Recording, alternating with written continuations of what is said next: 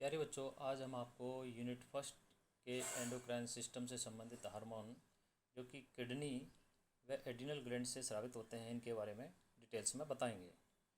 यहाँ पर हम विशेष रूप से रास सिस्टम को एक्सप्लेन करेंगे, जिसका अर्थ होता है कि रेनिन, एंजियोटेंसिन, एल्डोस्टेरोन सिस्टम।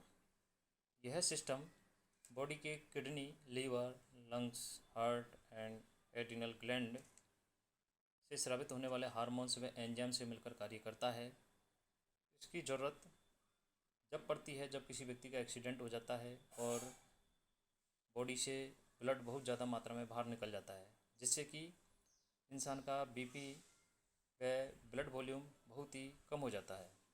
ये कंडीशन जनरल लाइफ में भी हो जाती है। जब बीपी व ब्लड वॉल्यूम कम होता है तब किडनी के नेफ्रॉन्स की जेजी सेल्स, एक्स्ट्राग्लोमेरुलर सेल्स से रेनिन हार्मोन सीक्रेट होता है, जो ब्लड वेसल्स के माध्यम से बॉडी में फ्लो होता रहता है तथा लीवर में उपस्थित इनएक्टिव कंडीशन में एंजियोटेंसिनोजन नामक कंपाउंड उपस्थित होता है, जो ब्लड में आने पर रेनिन के द्वारा एंजियोटेंसिनोजन को एंजियोटेंसिन फर्स्ट में कन्वर्ट कर दिया जाता है। इसके ब्लड में फ्लो होने पर यह लंग्स की एल्वियोलाई की सतह पर उपस्थित S angiotensin converting enzyme angiotensin first को एंजियोटेंसिन सेकंड में कन्वर्ट कर देता है। यह एंजियोटेंसिन सेकंड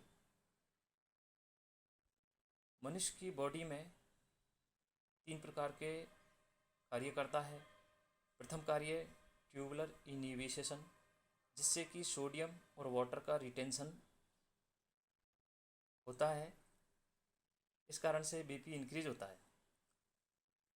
एंजियोटेंसिन सेकंड के द्वारा किए जाने वाला सेकंड कार्य यह ब्लड के माध्यम से एड्रिनल कॉर्टेक्स की जोनाग्लोमेरुलसा सेल्स को इंड्यूस करता है, जिससे कि एल्डोस्टेरोन हार्मोन सीक्रेट होता है। यह एल्डोस्टेरोन हार्मोन ब्लड के द्वारा किडनी की नेफ्रॉन्स सिस्टम में जाकर वहाँ पर डीसीटी पार्ट के द्वारा सोडियम का रीअब्जॉर्प्शन का कार्य तथा पोटेशियम का उत्सर्जन का कार्य संपन्न कराता है तथा इस कारण से ही हाइपोथैलेमस में पीयूष ग्रंथि के पश्च भाग के द्वारा स्रावित एंटी डाययूरेटिक हार्मोन का भी सीक्रेशन शुरू हो जाता है, जो कि नेफ्रॉन्स की कलेक्टिंग डक्ट के माध्यम से वाटर का रीअब्जॉर्प्शन का कार्य किया जाता है। इन सब कारणों की वजह से ब्लड वॉल्यूम बढ़ जाता है व बीपी भी इंक्रीज हो जाता है। एंजियोटेंसिन सेकंड के द्वारा किया जाने वाला तृतीय कार्य यह एक वैसो कॉन्स्ट्रक्टर का भी कार्य करता है, जिससे कि आर्ट्रियोल्स का डायमीटर कम हो जाता है और बीपी भी इंक्रीज हो जाता है। जब मनुष्य का बीपी इंक्रीज हो जाता है तो ब्लड वॉल्यूम भी बढ़ जाता है।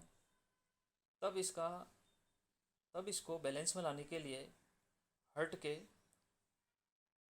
एट्रियम पार्ट के द्वारा स्रावित होने वाला हार्मोन एएनएफ, एट्रियल नेट्रोट्रिक फैक्टर, जो ब्लड में फ्लो करता रहता है और यह ब्लड के माध्यम से एड्रिनल ग्लैंड के कॉर्टेक्स पार्ट पर क्रिया करके एल्डोस्टेरोन हार्मोन के सीक्रेशन को इनहिबिट करता है और इस कारण एडीएच के हार्मोन सीक्रेशन में भी कमी आ जाती है और एडीएच के सीक्रेशन में कमी होने पर वाटर का रीअब्जॉर्प्शन भी कम हो जाता है और वाटर यूरिन के माध्यम से बॉडी से आउटसाइड में पास हो जाता है और इस कारण से ब्लड वॉल्यूम वापस कम हो जाता है, बीपी भी कम हो जाता है। अर्थात एक बैलेंस कंडीशन में बीपी व ब्लड वॉल्यूम आ जाते हैं। हार्ट के द्वारा स्रावित होने वाला एएनएफ एक वैसोडायलेटर का भी कार्य करता है। यह एक सोडियम उत्सर्जन को भी बढ़ाता है। यह एक रेनिन की सीक्रेशन को भी इनहिबिट करता है।